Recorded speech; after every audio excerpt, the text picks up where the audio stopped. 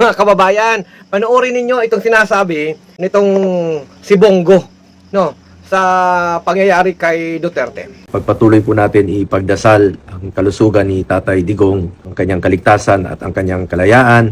Ang hirap po ng kanyang sitwasyon ngayon, hindi natin siya nakikita. To Tatay Digong, please get well soon. We love you, Tatay Digong. Please, bring him home. Mga kababayan, habang patuloy na lumalabas ang katotohanan, pilit namang gumagawa ng mga kadramahan, kuwento, fake news ang mga kampon ni Duterte.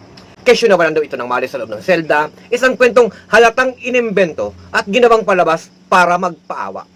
Hindi dapat lokohin ang taong bayan.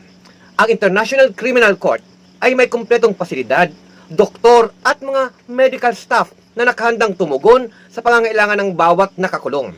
Hindi ito barangay tanod na binabantayan lang. Ito ay international na korte na may mataas na pamantayan.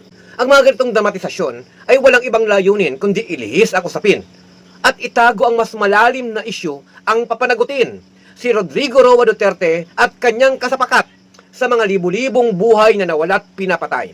Hustisya po ang hinihintay ng bayan, hindi drama. At sa huli, kahit gaano pa kalakas ang sigaw ng propagandang gawa-gawa ng mga Duterte, hindi nito matatakpan ang katotohanan na dapat pagbayaran ang pamamaslang.